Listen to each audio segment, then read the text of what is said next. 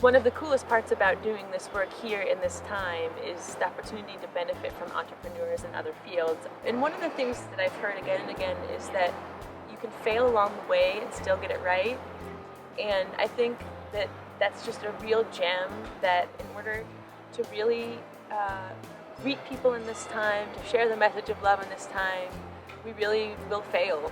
That's part of what it means to innovate, that we can mess up in little ways and still kind of have, the long arc of creating something that lasts. And Richard Rohr, one of my favorite Christian mystics, he said that all of collective history itself is going through a sort of evolution of consciousness.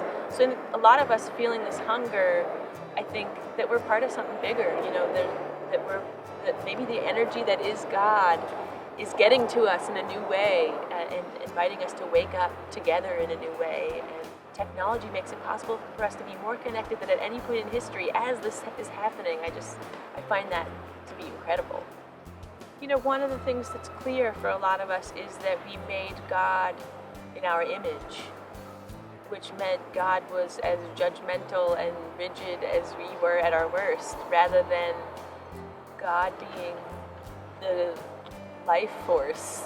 And so the entry point in the case I'm often making is just for community, for spiritual community. To be who we're called to be is too hard to do alone. We need each other, we need each other. So rather than the idea that people who are hungry for more spiritual depth are going to first show up at a worship service, no. This is a time where people the very first encounter with spiritual experience is showing up in the streets to demand another way. Our slogan is, it's not what you believe, it's how you love. And so how we do that is all of those things, showing up in the streets. We show up at city council meetings to advocate for affordable housing. It's great that the era of passive religion, the era of sit and be told how to live or what to think, thanks be to God, that is falling away, and I love that. This has been the hardest, most challenging professional experience of my life. And one of the things that's been so inspiring is the group of people who've come forth because of it. It's a very diverse theologically, it's a funky mix. And the other aspect is just the freedom to try stuff. I feel this urgency, but it's not the urgency to rescue people from hell.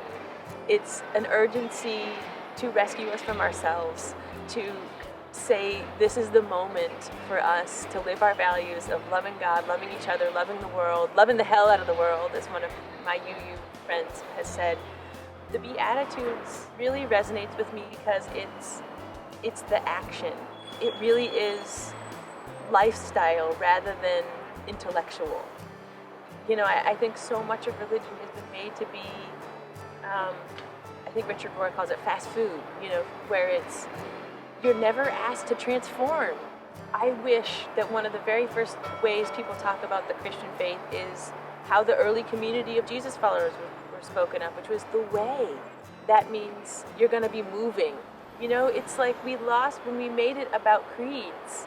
There was something about our lives being transformed as part of the journey, the way, that we've lost. I see that in that text, just an invitation to actually get serious about what you believe.